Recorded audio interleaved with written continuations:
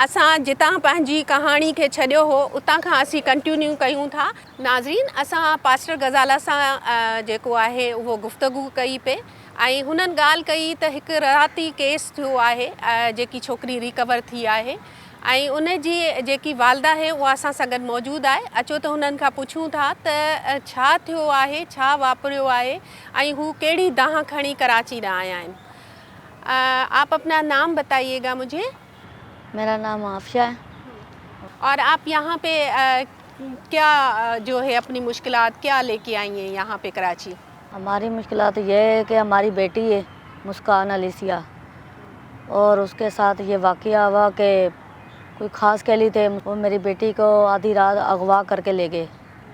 तो हमने बहुत भाग दौड़ की और पुलिस के पास भी हम गए, 4 बजे 5 बजे गए, और हमारी इन्होंने कोई एनसी नहीं काटी, कुछ नहीं किया, क्योंकि हमारा जो निज़ाम है उधर वो मीर गुलाम अली का है, मीरों का है। तो उन्होंने बोला कि बस 10 बजे फ़ैसला होगा इस बात का। तो हम जब 10 बजे तक मैं उधर गई तो उन्होंने बोला अभी 11 बजे फ़ैसला होगा। तो 11 बजे फिर हम उनके घर पे गए पुलिस को लेके, मगर उनके घर में से सारे भाग चुके थे तो फिर हम परेशान हो गए। तो एक औरत थी उनके घर में जिसको मैंने थोड़ा पहचाना था, तो मैंने उसको बोला कि भाई इसको पकड़ो। उन्होंने नहीं पकड़ा उसको, तो उसने डरते माले बोला कि 3 बजे आपकी बेटी हम वापस लौटा देंगे, मगर नहीं दी। पता नहीं फिर उन्होंने बच्ची कहाँ गुम कर दी, कहाँ नहीं। तो पहले तो पुलिस ने हमारी मदद कोई नहीं की, फिर उसके बाद पुलिस ने हमारी मदद की। आपकी बच्ची स्कूल जाती है? जी, 7वीं में पढ़ती है। 7वीं में पढ़ती है। तो उसकी उम्र क्या होगी लगभग? उम्र जब वो गई है 15.5 साल थी। तीसरा महीना 11 तारीख थी। इसी साल के 11 तीसरे महीने में गई है वो? जी जी, पहला रोज़ा था मुसलमानों का, तो उस दिन गई थी। तो फिर मेरी कुछ मामले के हमारा केस चला है 9 महीने तक। 9 महीने तक हमारा केस चला है। पहले हैदराबाद में हाई कोर्ट में चला है, उसके बाद फिर मातली कोर्ट में चला है, मातली कोर्ट से फिर बदीन कोर्ट में आ गया। तो फिर जज ने आर्डर दिया कि अभी बेटी का मेडिकल होगा, फिर पता लगेगा बच्ची की उम्र एज क्या है। तो फिर उन्होंने अभी आर्डर निकालना था, तो बस पता चला कि उन्होंने मार कटाई बच्ची को शुरू कर दी। पुलिस को घर से जाने से पहले बच्ची ने यह कदम उठाया कि बच्ची वहाँ से निकल गई और बच्ची हमारे तक वापसी पहुँची। अच्छा, ये जो बच्ची आपके पास वापस आई है, तो जिनके पास वो जो उनको लेके गए थे या जिन्होंने उनको अगवा किया था, तो वहाँ से बच्ची भागी है और फिर आपके पास पहुँची है? नहीं, उधर से बच्ची उनके घर से भागी है। उन्होंने मार कटाई, बोरी मम्मा 2-3 दिन से मुझे मार कटाई कर रहे थे, बस बुरा सलूक कर रहे थे, पता नहीं अभी कौन सा मसला था। बहुत मार कटाई की और बच्ची वहाँ से अपनी जान छुड़ा के भाग गई। अच्छा, तो आप यहाँ पे ज़ाहिर हैं, आपको किसने बताया कि यहाँ पे कोई मदद करता है या यहाँ पे सुनी जाती है या कोई शेल्टर है? किसी ने आपसे बात कही थी या किसी ने आपको बताया? आप यहाँ कैसे पहुँचे? यहाँ पे हम बस बेटा था, एक सिस्टर का नंबर दिया, सिस्टर गरजाला का, फिर हम सिस्टर गरजाला से राब्ता किया, फिर ऐसे पहुँचे हैं। तो आप यहाँ पे अपनी बच्ची साथ लाई हैं, तो आप क्या चाहती हैं कि आगे आप क्या चाहती हैं कि आपकी बच्ची को तहफ़्फ़ुज़ दिया जाए या क्या कुछ आप मांग है आपकी? जी, ये कि मेरी बच्ची का साथ इंसाफ हो, कि हम जब वापसी भी जाए ना हमारे पे कोई एक्शन आए ना बच्ची पे आए, क्योंकि वो बच्ची ने बताया है कि वो पीछे धमकी दे रहे हैं कि हम बच्ची को वापस लेके आएंगे, उसको मार देंगे। बच्ची मेरी बहुत डरी हुई है, सहमी हुई है, परेशान है। अच्छा, आप मुझे ये बताइएगा, एक तो आपकी बच्ची का नाम क्या है और फिर ये है कि उसको जब मज़हब चेंज किया गया उसका, तो उसका क्या नाम रखा गया, और आपको अब कोई धमकियाँ वगैरह, ज़ाहिर है बच्ची आप यहाँ पे ले आई हो अपने साथ और उसका मुकदमा भी चल रहा है, तो कुछ धमकियाँ वगैरह आपको मिल रही हैं? सिस्टर, उसका नाम तो मुस्कान अलीसिया है। एक बार फ़ोन आया, कल रात ही आया है, क्योंकि कल लड़की ने ये कदम उठाया, कल लड़की आज़ाद होकर उधर से निकली है।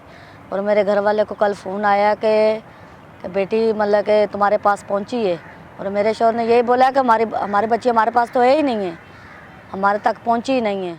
बहुत बहुत शुक्रिया आफशा, आपने ज़ाहिर है आप इस वक्त दुख में भी हैं और एक माँ ही होती है और जो ये जद्दोजहद कर रही होती है, और आप वही जद्दोजहद कर रही हैं अपनी बच्ची के लिए, और आपने उसमें सुरखरू भी हुई हैं, आप उनको कराची तक ले आई हैं और ज़ाहिर है आगे भी आपकी बच्ची के लिए बेहतरी होगी।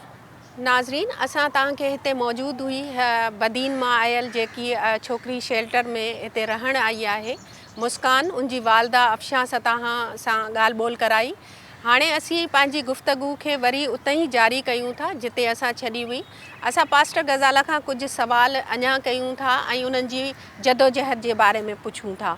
तो पास्टर गज़ाला, हमें आप ये बताइएगा कि पूरे पाकिस्तान में सिर्फ अक़लियती मार्च जो है वो कराची में होता है, इसकी ज़रूरत पेश क्यों आई?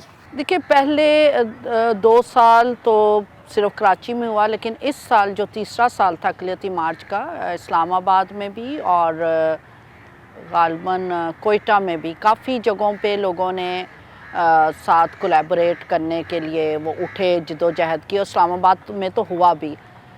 लेकिन क्योंकि यहाँ पर हम 2 साल पहले कर चुके थे, हमारे पास तजर्बा था, हम उस सारी जो बैकलैश आ रहा था जो मजहबी जमातों की तरफ से और गवर्नमेंट की तरफ से, तो हमने उसे टैकल कर लिया। लेकिन इस्लामाबाद में तो काफ़ी ज़्यादा जद्दोजहद उन्हें करना पड़ी, और आहिस्ता आहिस्ता लोग उठ रहे हैं, हकूक़ की बात कर रहे हैं। और आपका सवाल है कि क्यों ज़रूरत पेश आई। अच्छा, अब आप देखें ना, 11 अगस्त जो है वो हुकूमत पाकिस्तान ने 365 दिनों में एक दिन हमें दे दिया ना, हमारे नाम कर दिया और सरकारी सतह पे कर दिया। अब एक दिन आपने हमें दिया, वैसे तो 365 दिन हमें इक्वल होना चाहिए, हमें पूरी आज़ादी होनी चाहिए, जो कि नहीं है। तो लेकिन उस एक दिन पे भी जब हमने बातचीत शुरू की और खुल के अपने मुतालबात को रखा सामने, तो इस साल आपने ख़ुद देखा कि सिंध में किस कदर इंतहा पसंदी का सामना हमें करना पड़ा। यानी जो हमारा दिन है उस दिन भी निकल के हम रो नहीं सकते, हम अपने ऊपर होने वाले जुल्म को बयान नहीं कर सकते, ज़्यादतियों को बयान नहीं कर सकते, अपने हकूक़, रियासत माँ कहती है ना अपने आप को, रियासत से हम अपने हकूक़ भी नहीं मांग सकते। अगर तो हम बच्चे हैं तो बच्चे को तो हक होता है माँ बाप से रो के मांगे, ज़िद भी करे माँ बाप से। तो आपने एक दिन दिया, वो दिन भी हमसे सलब कर रहे हैं, वो दिन भी हमसे छीन रहे हैं, उस पर भी आपने हमें मौत की धमकियां दे दी गई। 6-7 जो इस्लामी तंजीमें थी उन्होंने हमारे ख़िलाफ़ लेटर्स डाल दिए, हर सतह पर हमारे ख़िलाफ़ जो है वो लिख कर और जुलूस निकाले गए, ना सिर्फ मेरे ख़िलाफ़, शीमा जी के ख़िलाफ़, मेरी बेटियों के ख़िलाफ़, मेरा ड्राइवर और इन बच्चियों तक की जो ये बच्चियाँ पहले ही एक जुल्म सितम का शिकार हैं, पुलिस केस फेस कर रही हैं, कोर्ट फेस कर रही हैं, उनके चेहरे दिखाकर, उनको विक्टिमाइज़ करके, उनको मौत के फतवे उनके ऊपर जारी किए। तो क्यों ना हम बोलें, हमारे पर जुल्म हो, हमारे चर्चिज़ जलें, हमारे टेंपल जलें, हमारी इबादत गाहें चलें, हमारे बच्चों से रोज़गार छीन लिया जाए, उनका जान माल इज़्ज़त सब दाव पे लगा दी जाए, तो हम उठकर रियासत को रो कर भी ना बताएं। तो ज़रूरत हमें इसलिए पेश आई कि वो हमारा दिन है, हम निकलें और खुल के बात करें, जिस पर हमारे ऊपर कदगन लगना शुरू हो गए हैं। गज़ाला साहिबा, हमें ये बताइएगा कि क्रिश्चियन आबादी पंजाब में भी है, सिंध में भी है, तो फिर आप शिद्दत पसंदी कहाँ ज़्यादा नज़र आती है? देखिए, पहले तो पंजाब में बहुत ज़्यादा शिद्दत पसंदी थी, वैसे तो ओवरऑल पाकिस्तान में है, लेकिन पंजाब में बहुत ज़्यादा शिद्दत पसंदी है।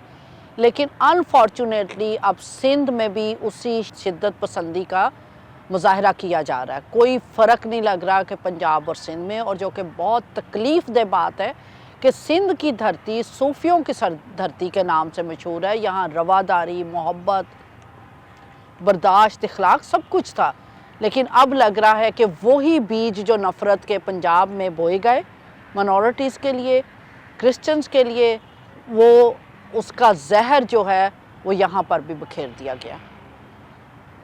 सियासी जमातें क्रिश्चियन कम्युनिटीज़ को भी सीटें देती हैं, तो आप क्या समझती हैं कि ये अराकीन जो है मसाइल के हल के लिए क्या मददगार साबित होते हैं? बिल्कुल नहीं, बिल्कुल नहीं, क्योंकि आप खुद बताएं कि जब एक सीट 300 का ऐवान है या 250 का ऐवान है और वो जो एक सिलेक्टेड होता है, इलेक्टेड नहीं होता, इलेक्शन से नहीं वो आता ना नुमाइंदा, तो वो तो हुकूमत का ही सिलेक्टेड होता है ना, सियासी पार्टी का सिलेक्टेड होता है। वो अपनी पार्टी के मंशूर के ख़िलाफ़ जाकर कैसे बात करेगा? और वो माजी में ये तजर्बा करते हैं कि असेंबली के फ्लोर पे उनको चूड़ा कहा जाता है, तो वो कैसे जुर्रत करेंगे? वो तो आवाम की बैकिंग से तो नहीं आते ना, चर्च की बैकिंग से नहीं आते, वो सियासी पार्टियों के वो चुने हुए लोग होते हैं जो उनकी मर्ज़ी को पूरा कर सके, जो उनकी ताबेदारी कर सके। तो इसलिए उनसे तो ना कोई उम्मीद है और ना कभी कोई हल निकला है उनसे। इसीलिए हमें मार्च की ज़रूरत पड़ी ना, कि वहाँ तो कोई बात ही नहीं करने देता उनको, और ना वो करते हैं। अगर उनके पास विल हो भी करने की, तो वो दबाव इतना होता है कि वो अपने पार्टी मंशूर के ख़िलाफ़ जाकर बात नहीं कर सकते। पास्टर गजाला, हमें ये बताइएगा कि इंटरफेथ हारमनी के लिए किन इक़दामात की ज़रूरत है?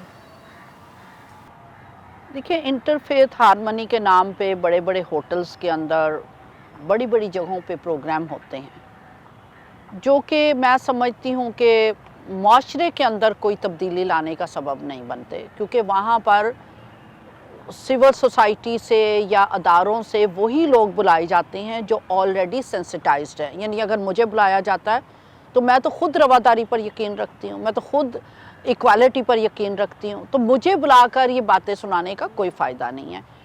और ये जो हमारा माइनॉरिटी राइट्स मार्च की भी आपने कहा क्यों ज़रूरत पेश आई थी, और ये इंटरफेथ का जो आप सवाल कर रही हैं, क्योंकि क्या होता है कि 11 अगस्त को भी या इंटरफेथ के नाम पे जो प्रोग्राम्स होते हैं वो बड़े बड़े होटल्स के अंदर होते हैं, सोफिस्टिकेटेड लोग बुलाए हुए होते हैं, उन्हीं ऑर्गेनाइजेशंस के लोग बुलाए होते हैं जो ऑलरेडी इस पे काम कर रहे हैं ना, तो केक काटे जाते हैं। तो इसीलिए हम मार्च का इनकाद हमने इसीलिए शुरू किया था कि पब्लिक आकर बोले, अपने दुख का, अपने मसाइल का, अपनी ज़रूरतों का वो ख़ुद अपने मुंह से इजहार करें। इसीलिए हम उसे होटलों से और बड़े बड़े ईवानों से निकाल कर उसे रोड पर लेकर आए थे। इसलिए जब तक ये इंटरफेथ हारमनी के ये जो प्रोग्राम्स हैं जिस पे करोड़ों खर्च किए जाते हैं, ये कोई सोसाइटी में अच्छा असर नहीं लाते, क्योंकि ये आवाम के साथ तो किए ही नहीं जाते जो एक्सट्रीमिस्ट सोच रखते हैं। ना उन मौलवियों को इंगेज किया जाता है, ना उन मदरसों को इन्वॉल्व किया जाता है, ना उन तलबा को इंगेज किया जाता है, ना वो उन आम रोड पे जो एक नारा लब्बैक का लगाता है और सब उसके पीछे चल पड़ते हैं, उन लोगों को तो नहीं इंगेज किया जाता। इसलिए इंटरफेथ हारमनी का जो जितना भी पैसा खर्च किया जा रहा है, एफर्ट्स किए जा रही हैं, ये मैं समझती हूँ अभी तक कोई मुस्बत असर आम लोगों की सोच पर नहीं डाल सके, क्योंकि आम लोगों को इसमें इंगेज नहीं किया जाता। हमारे देखने वालों को ये बताइएगा कि पाकिस्तान में मजहबी अक़लियतों के लिए माहौल साजगार हो रहा है या उसमें मज़ीद बिगाड़ आ रहा है? मज़ीद बिगाड़ आ रहा है, मज़ीद शिद्दत पसंदी आ रही है, इंतहा पसंदी आ रही है, सोचें तंग हो रही हैं। बिल्कुल बेहतरी की तरफ कोई चीज़ बेहतरी की तरफ नहीं है, बल्कि अबतरी की तरफ जा रही है। आप रिसेंटली अभी जो है उमरकोट में डॉक्टर शाहनवाज़ कुंभर के वालिदैन से मिलने गई थी, तो उस जो वहाँ जाना या उस यकजहती की ज़रूरत क्यों पेश आई आपको? देखिए, यकजहती की ज़रूरत तो वैसे ही यकजहती होनी चाहिए, लेकिन हमें ज़्यादा ज़रूरत इसलिए पेश आती है जो डॉक्टर शाहनवाज़ के साथ हुआ बहुत ही बुरा हुआ।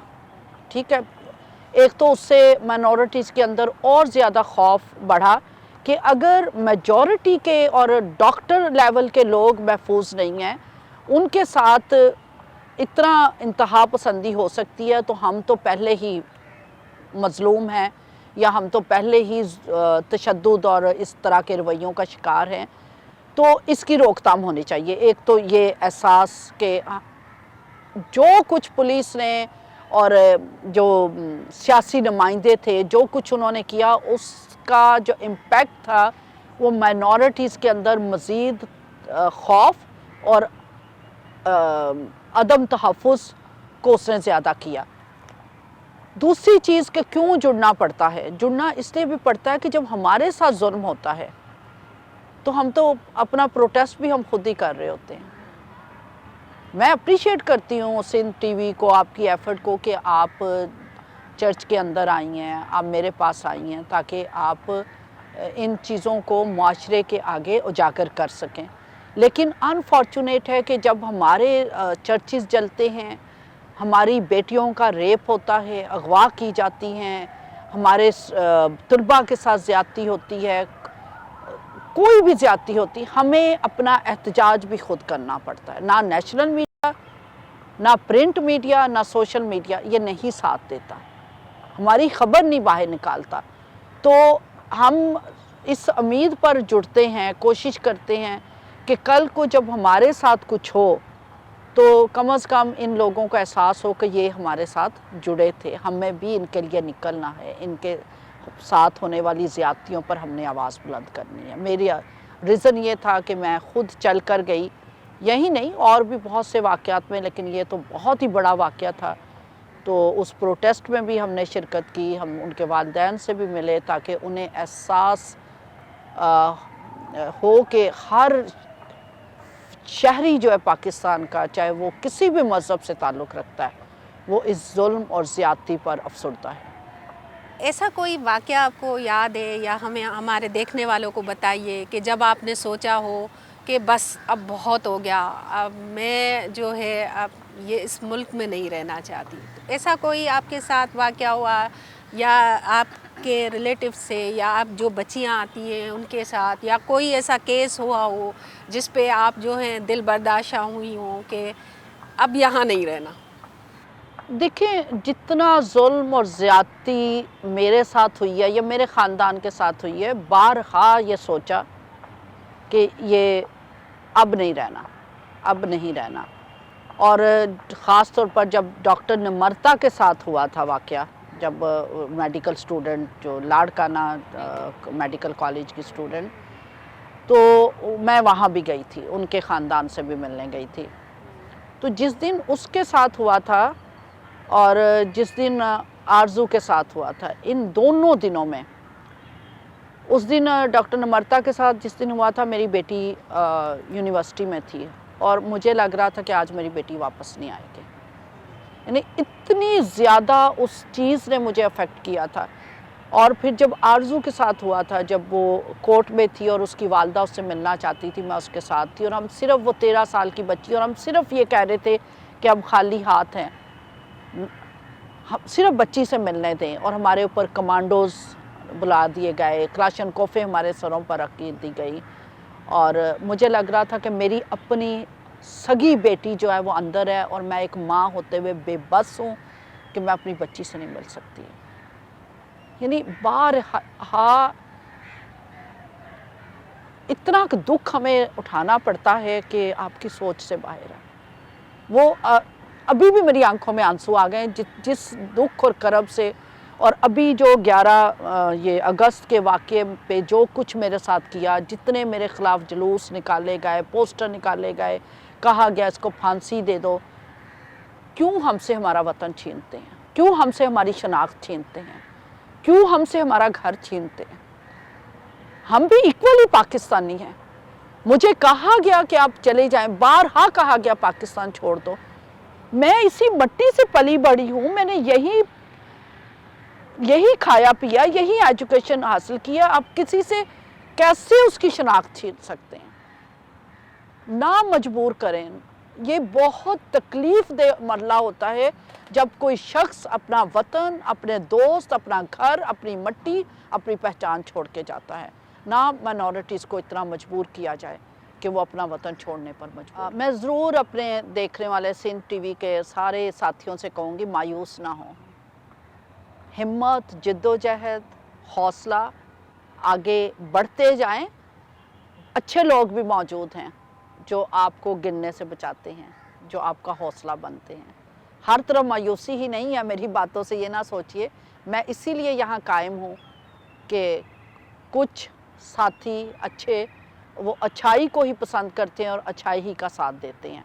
उन्हीं के वजह से पाकिस्तान कायम है, सिंध कायम है, और सिंध धरती जिए, पाकिस्तान जिए।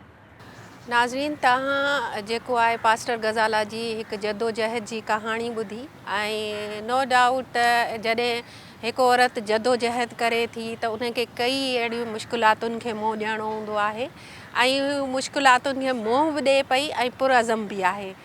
असां चाहींदासीं त गज़ाला पास्टर के आपका बहुत बहुत शुक्रिया, आपने हमें इतनी मसरूफियात के बावजूद भी आपने सिंध टीवी को टाइम दिया और हमारे अनटोल्ड स्टोरीज़ में एक और स्टोरीज़ जो है हमारे सुनने वालों को आपने बताई।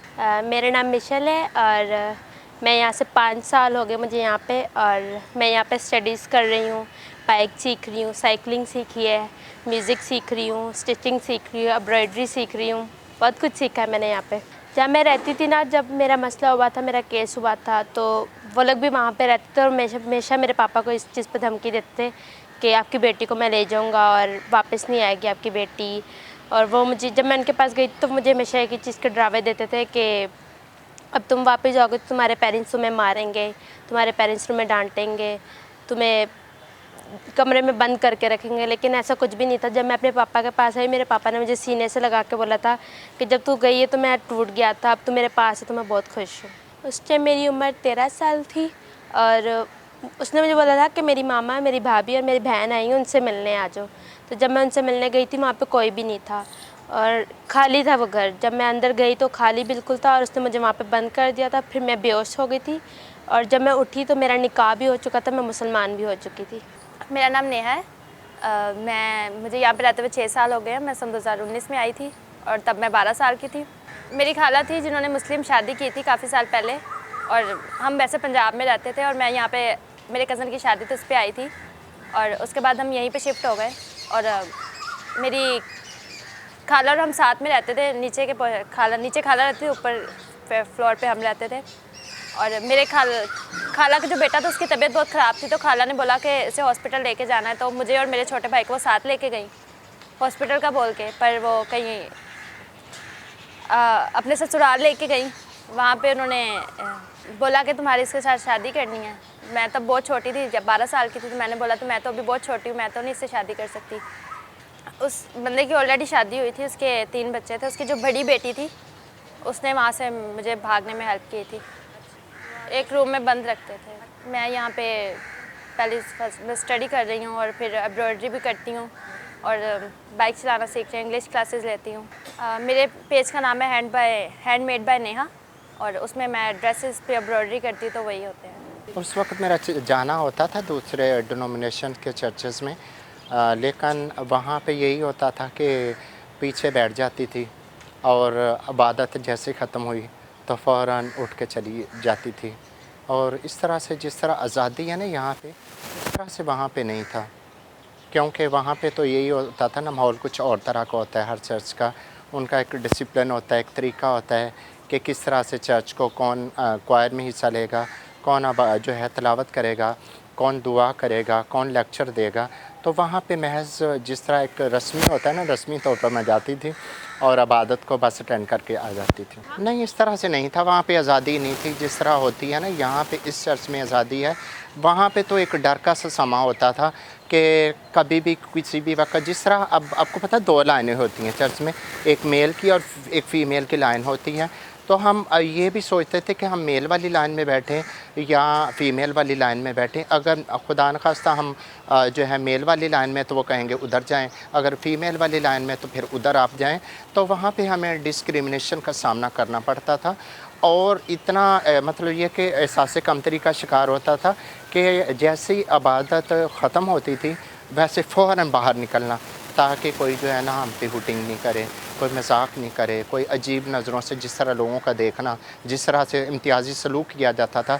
हालांकि खुदा के घर में ऐसा नहीं होना चाहिए, वो तो सबके लिए दुआ का घर होता है, लेकिन वहाँ पे बहुत ज़्यादा डिस्क्रिमिनेशन का सामना करना पड़ता था। यहाँ पे ये है कि मैं चर्च की मीटिंग को जो है वो लीड करती हूँ।